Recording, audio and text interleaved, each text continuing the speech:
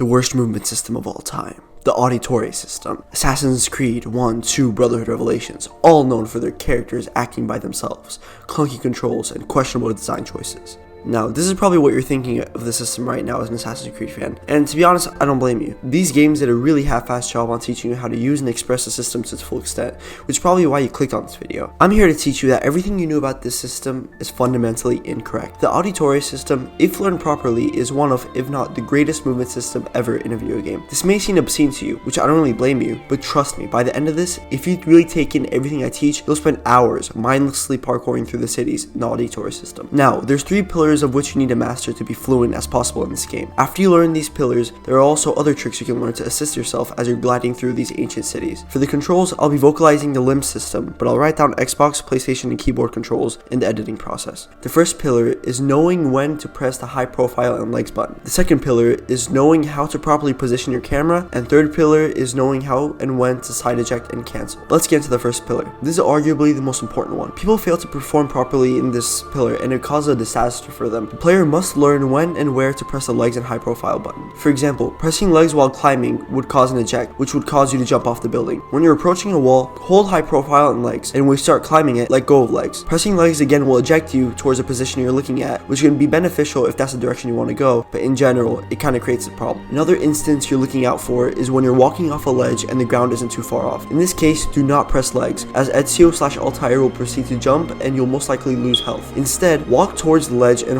only hold high profile, and they'll safely get off. Same applies if Ezio or Altair is sitting on something that puts them in this position. Just hold high profile, and if it isn't too high up, they'll safely hop off. Pressing legs in this instance would make you jump off. If you want to practice this, try climbing the Duomo in Florence, Colosseum in Rome, or the Galata Tower in Constantinople. Notice how you aren't pressing legs, and if you are, you would leap off. Another way of practice is try safely falling down from one point to another, only pressing high profile. Second pillar is camera control. Now, this pillar is only important if you're planning on ejecting, especially if it's an unsafe eject. Always try keeping your camera behind Ezio or Altair, because positioning a jump when you're not looking makes leaping off safely very difficult. Another reason is that it's possible to have a false leap of faith jump, which, as we all know, is probably one of the most annoying things to ever do in the franchise. Always make sure that you have a good camera discipline, and if you're in a situation where you can't, such as Assassin Tombs, try your hardest to work with the camera. There are many great things about these games, but the camera is not one of them. A way you can practice is just to regularly free run, but always keep in mind that you need the camera to stay behind your character, especially when you're leaping from building to building. Third pillar is arguably one of the most beneficial when it comes to maneuvering in Assassin's Creed, which is to eject properly. Now, side ejects are mainly unheard of, especially if you skip the first game, but it's very important to you in your maneuver. Ejecting can work in any ways parallel to Ezio or Altair when you're climbing a wall. Using button inputs, you can eject them from left to right using high profile, holding left or right on your controller or keyboard and pressing legs. It'll eject Ezio or Altair to the nearest beam or floor. If you want to eject back, you need to only press high profile and legs, which isn't as complicated. Now, this isn't for beginners, but if there's a maneuver that you need to do that requires a very specific angle, the Auditore Saga allows for precise directional ejects. All you need to do is face your camera to the side you want to eject, press your desired directional input, high profile, and tap legs. This is very risky, but it's something to keep in mind. Another part of this pillar are cancellations. Cancellations are when the player is running up a wall and it performs the wall run up animation. While this animation plays, you can cut it out and perform a side or back eject. You can cut out an animation very early. 1, 2, and Brotherhood are very lenient when it comes to cancellations, but Revelations doesn't let you perform them if Ezio reaches a silk blade. Cancellations are arguably what make the Auditore Saga have such a superb parkour, and it allows for total creative freedom with movement. If you want to practice, hop around the parkour starters, but stay away from the floor or roof. Run up walls and cancel your animation to reach a ledge higher than what you could originally reach. Eject using specific angles or just eject